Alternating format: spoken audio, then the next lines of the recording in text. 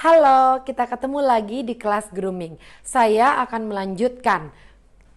Tadi kita sudah belajar apa arti grooming. Ada dua secara garis besar, yaitu penampilan dari luar dan apa yang keluar dari dalam. Penampilan dari luar kita akan belajar di kelas berikutnya. Bagaimana mahasiswa-mahasiswi LPKN dapat membuat penampilan dari luarnya mulai dari ujung rambut sampai ujung kaki terlihat rapih dan baik serta siap untuk memasuki dunia kerja secara fisik. Ya, jadi dengan kata lain bisa terlihat dengan mata.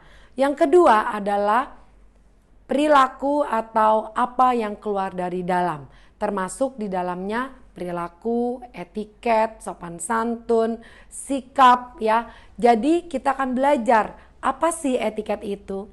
Etiket adalah tata cara sopan santun yang secara umum diterapkan dalam pergaulan di suatu masyarakat atau lingkungan. Etiket ada untuk menjadi sarana yang dapat menghubungkan perbedaan status dalam kehidupan masyarakat.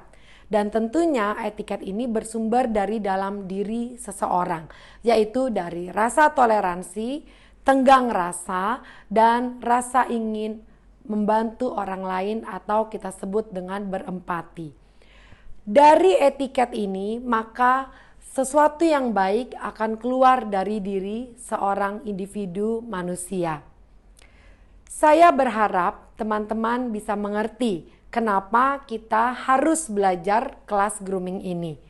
Kita akan sama-sama mengorek atau mengulik apa yang ada di dalam diri teman-teman sehingga yang tadinya belum keluar bisa keluar, yang tadinya tidak terlihat bisa terlihat dan dapat dirasakan atau dinikmati oleh orang lain secara baik. Etiket berbeda dengan sifat. Sifat dan etiket adalah hal yang berbeda. Etiket dikatakan sopan santun atau sikap seseorang.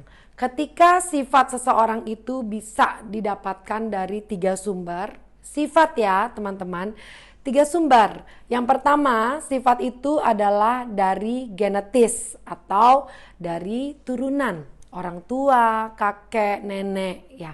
Jadi misal contohnya, kalau seorang ibu yang suka diam diri, biasanya ada 1 atau 2 dari anaknya yang juga suka berdiam diri. Itu disebut genetis. Yang kedua, faktornya adalah dari lingkungan. Terkecil tentunya adalah keluarga. Dan yang ketiga, dari astrologi atau dari alam. 40% dari genetis, 40% dari lingkungan, dan 20% dari alam membentuk 100% sifat manusia. Sementara sikap dan perilaku manusia bisa dipelajari dan dibiasakan. Perhatikan, dipelajari dan dibiasakan. Sehingga ketika seseorang mempelajari sikap yang baik, maka sikap itu akan diam di dalam diri seseorang, berkembang di sana menjadi hal yang baik dan dapat menutupi sifat-sifat yang kurang baik yang menjadi bawaan dari diri seseorang. Ingat ya, sifat tidak bisa dihilangkan. Sifat yang buruk bisa diminimalisasi atau disedikitkan. Sifat yang baik dapat dimaksimalisasi atau diperbanyak kelihatannya.